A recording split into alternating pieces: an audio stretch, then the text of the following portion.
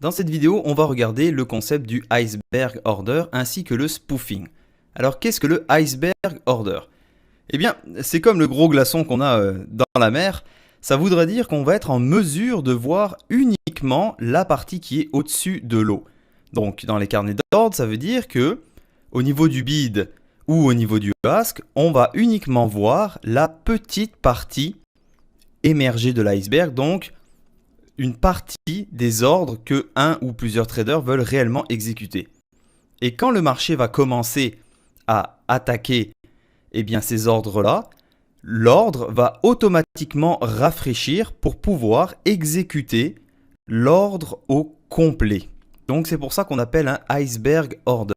Ça permet aux traders de cacher leur réelle intention. Parce que s'ils mettent directement dans le marché la totalité des ordres, donc ils rendent visible la totalité des ordres, eh bien à ce moment-là, ils vont être sûrs qu'ils ne seront pas exécutés parce que les autres traders vont voir qu'il y a un ordre énorme dans le marché et donc ne vont pas vouloir l'attaquer. Donc s'ils montrent tout de suite leur ordre au complet, eh bien ils ne seront pas exécutés sur leur prix. Alors un iceberg order, ce qu'il faut savoir, c'est que c'est un robot trader qui a été programmé par des traders pour être en mesure de rafraîchir soit le bid, soit le ask à une fréquence ultra rapide. Donc on va regarder ici un exemple d'un iceberg order. Donc ça voudra dire que sur ce niveau de prix à 124, 140, on va voir que peu importe le nombre d'acheteurs qui vont attaquer ce prix-là, eh bien, l'ordre ici va se mettre à rafraîchir. Et ce qui va être intéressant, c'est qu'on va voir que l'ordre va diminuer. Et quand il diminue, eh bien, les acheteurs vont dire « Ah, on est sur le point de clearer ce prix et donc de faire un tick up ». Donc, les acheteurs vont se mettre à attaquer encore plus agressivement pour être capables de faire ce tick up. Mais ils vont s'affronter à un ordre iceberg. Donc, le iceberg order, dans ce cas-là, ça va être les acheteurs qui avaient initié des positions longues donc sur le bas du marché, ils vont vouloir se débarrasser de leur position sur ces niveaux-là. Et pourquoi ils font ça? Eh bien, parce qu'on s'en va pour faire un profile breakout ici. Et donc, si jamais le profile breakout ne marche pas, le marché va revenir ici dans ces zones-là. Donc, ils vont perdre plusieurs ticks.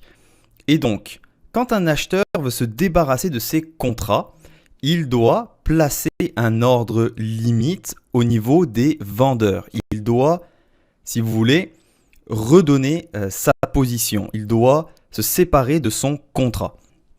Et bien dans ce cas-là, qu'est-ce que le gros acheteur va faire? Là, il a monté sa position.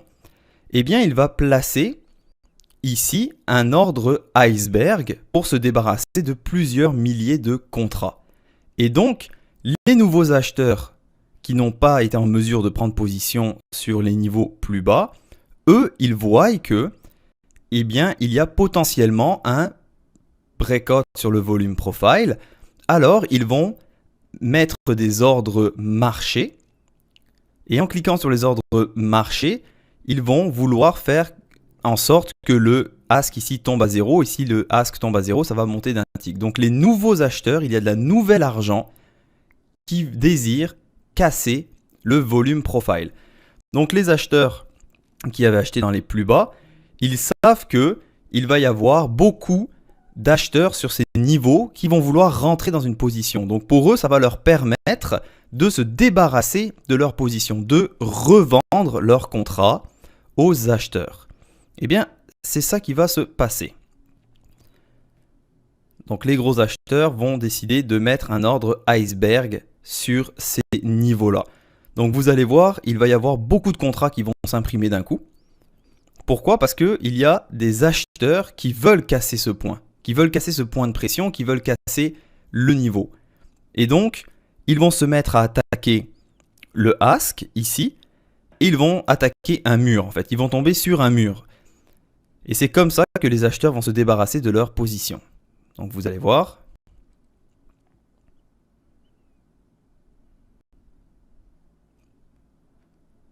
« 3200 au niveau du ask, 300 dans le inside print.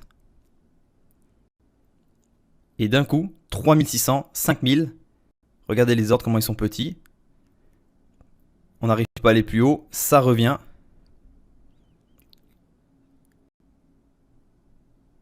Également beaucoup de contrats qui ont été libérés à un ordre marché. 8000 contrats. Et vous voyez, quand c'est petit ici, c'est pour inciter les acheteurs à attaquer en disant il ne reste plus que 200 ou 300 contrats. On continue à attaquer pour pouvoir faire en sorte que le marché casse. Mais ces petits ordres ici, 180, 300, 400, eh bien, c'est la pointe de l'iceberg qui cache des ordres encore derrière. Donc quand on voit 10 000 comme ça, eh bien, vous êtes sûr quasiment que ce sont des traders qui avaient initié une position longue sur les plus bas, qu'ils se débarrassent de leur contrat du fait que on va avoir beaucoup d'acheteurs dans cette zone-là qui vont essayer de casser le volume profile. Donc c'est plus facile d'exécuter un ordre iceberg sur ce genre de niveau que ici en plein milieu d'une vallée. Et donc en règle générale, quand vous voyez des gros ordres, donc des ordres iceberg comme ceci, eh bien ça va calmer le marché. Parce que les acheteurs ici qui voulaient rentrer sur ces niveaux-là se rendent compte qu'ils affrontent un ordre iceberg et là ils se disent maintenant il n'y a plus beaucoup de personnes qui sont motivées pour pouvoir casser parce qu'on ne sait pas, peut-être qu'il y a encore un autre 10 000 ou 15 000 ordres par derrière. Donc vous voyez, ça fait en sorte que la frénésie haussière s'arrête. Et le trader qui avait initié des positions longues dans les plus bas et qui maintenant se débarrasse de ses positions, eh bien lui il est content parce qu'il est sorti au prix qu'il voulait à 124, 140 de plusieurs milliers de contrats.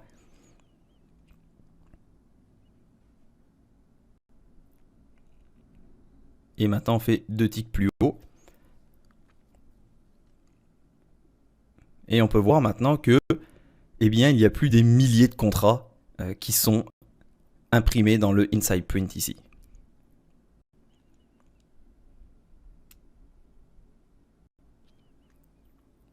Les ordres qu'on a vus ici, les ordres marchés, c'est également des vendeurs qui voulaient initier la position short, donc ils voulaient que le marché redescende. Quand ils ont vu l'ordre iceberg, ils se sont dit ok, on sort tout de suite parce que le marché peut violemment revenir contre nous et donc nous faire exploser les stops. Donc vous voyez, ces zones-là, il va y avoir 2 gros intervenants.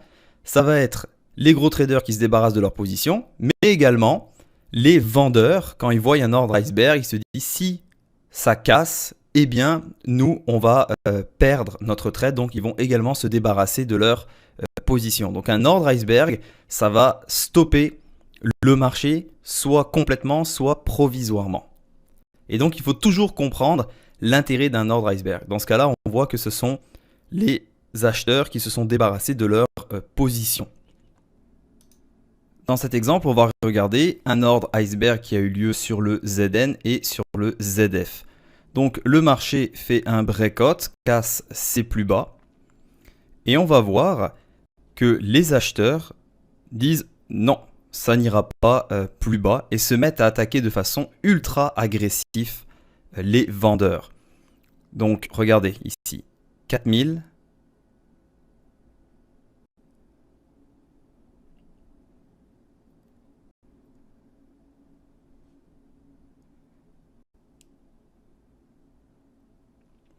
Et on voit que les vendeurs n'attaquent pas très agressivement le prix d'en dessous. Pour l'instant, ils se défendent juste de l'ordre iceberg qui est fait par les acheteurs. Donc regardez, quasiment 7000 maintenant. Donc quand on voit ce genre de configuration, soit les vendeurs vont être plus forts et à ce moment-là, le breakout va continuer, ou alors ça va complètement stopper le marché car les vendeurs voient la puissance des acheteurs et se disent on va pas prendre de risque de continuer notre breakout, on va pas prendre de risque d'attaquer ici avec des ordres de marché les plus bas parce que les acheteurs sont trop puissants. Donc ça c'est le genre de iceberg order qui coupe complètement un marché, qui coupe l'élan si vous voulez aux vendeurs. Donc maintenant on est quasiment à 11 000 contrats. Et vous voyez, il y a de l'absorption également sur le ZF.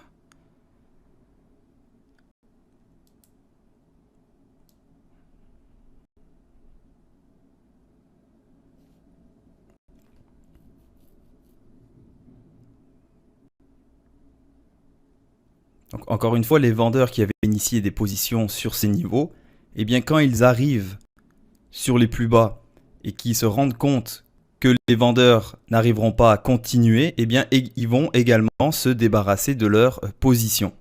Donc quand un vendeur se débarrasse de sa position, eh bien il doit passer du côté acheteur ici. Donc il va soit mettre des ordres limites, ou alors il va sortir de son trade avec un ordre marché. Donc l'ordre iceberg maintenant qui est à 11 000, eh bien c'est des acheteurs qui veulent arrêter le marché et prendre position sur les plus bas, mais c'est également des vendeurs qui se débarrassent de leur position.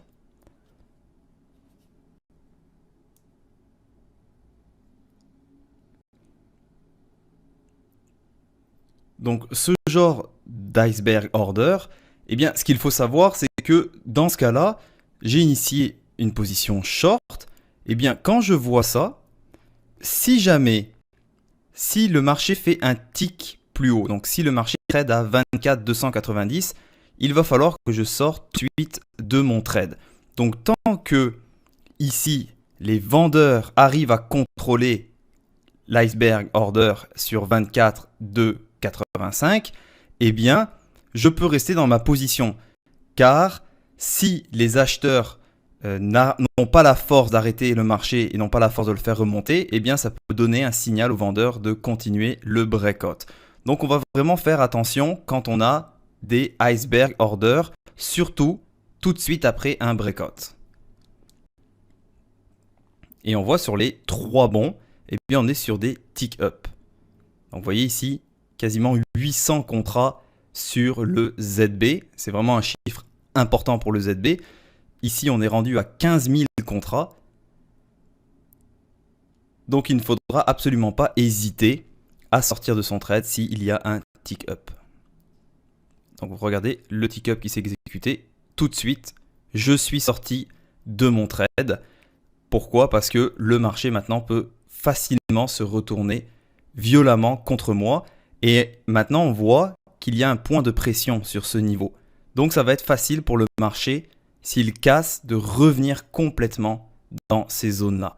Donc un iceberg order, ce que ça va faire, c'est que ça va ralentir le marché ou l'arrêter complètement. Donc quand on voit ce genre d'action dans le carnet d'ordre, eh bien on va faire très attention et surtout on ne va pas hésiter à sortir parce que ça veut dire que du côté acheteur, eh bien il y a une très grosse puissance. Ça veut dire qu'il y a un trader ou plusieurs traders qui ont des millions de dollars maintenant dans le marché. Alors le spoofing, c'est quoi ? C'est quand au niveau du bid ou au niveau du ask, des traders vont ajouter des contrats ou alors vont en retirer. Donc ils ajoutent ou retirent des contrats, mais ils n'ont pas l'intention de réellement rentrer dans une position. Ça va être pour faire de la manipulation sur les carnets d'ordre. Donc, dans cette configuration, qu'est-ce qu'on voit ? On voit ici, on voit que le marché trade sur le bas de son range qui est ici. On voit au niveau du ask un ordre à 5000, un ordre à 6006 et plus haut un ordre à 4006. Donc, ce sont les vendeurs qui, pour le moment, affichent, si vous voulez, le fait qu'ils sont présents et qui ne veulent pas que le marché redescende. Et de l'autre côté, eh bien, on a les acheteurs qui, eux, veulent savoir si, effectivement, les ordres ici sont réels et s'il y a réellement une détermination des vendeurs à faire tomber le marché, donc à faire un profile breakout. Donc, quand on voit ici les chiffres qui diminuent au bid, eh bien, c'est les bids, donc les acheteurs, qui vont retirer leurs ordres pour voir si les vendeurs se mettent à attaquer de façon agressive. Si les vendeurs se mettent à attaquer ces petits ordres ici, eh bien les acheteurs vont savoir qu'il y a réellement une volonté de la part des vendeurs à faire casser le marché. Mais s'ils ne l'attaquent pas, eh bien à ce moment-là, les acheteurs vont essayer d'attaquer les asks pour voir si ces ordres-là sont réels. Donc regardez ce qui se passe. Les ordres se remettent d'un coup à 900, 2000, et regardez ici, il y avait un ordre à 6000, un seul contrat a fait en sorte que 3000 asks se sont retirés. Donc on voit que ce sont du spoofing ici de la part des vendeurs. Ils avaient placé des ordres et ils n'ont pas réellement voulu être exécutés. Donc dès qu'il y a un contrat qui est tradé dessus, ils vont retirer leurs ordres pour ne pas être justement exécutés. Et il y avait juste 77 contrats, on est rendu à 2700 et voyez le marché qui remonte. Et donc ça va être cette partie de poker menteur, de savoir si les ordres au niveau du bid ou au niveau du ask sont vrais. Donc c'est ça qu'on appelle du spoofing. C'est le fait de rajouter des ordres et de les enlever. Et donc, ce qu'il faut savoir, c'est que si les ordres sont faux, comme dans ce cas-là, on a vu que les ordres étaient faux, eh bien, ça va donner de la conviction aux acheteurs de faire remonter le marché. Et à l'inverse, si on voit que au niveau du bid, les ordres sont faux, donc qu'il y a du spoofing, que les ordres sont tout de suite retirés dès qu'il y a des contrats, eh bien, à ce moment-là, ça va montrer que les acheteurs ne sont pas réellement présents, n'ont pas la conviction qu'ils veulent réellement faire remonter le marché. Et dans ce cas-là, ça va donner la conviction aux vendeurs d'écraser les acheteurs, donc de placer des ordres marché et de faire descendre le marché pour faire un breakout profile. Donc, le spoofing, c'est vraiment de voir, de tâter un petit peu le terrain. Et donc, dans ce cas-là, on voit que là, le marché remonte parce que les acheteurs se sont rendus compte que tous les ordres des vendeurs, eh bien, c'était du spoofing.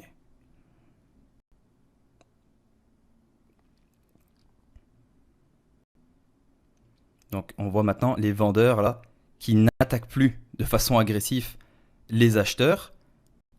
Et les acheteurs, eux, attendent de voir comment réagissent les asks. Donc, si ici, ça se met soit à grossir, eh bien, ils vont tester. Si ça se met à complètement réduire, eh bien, ils vont attaquer pour être en mesure de faire un tick up.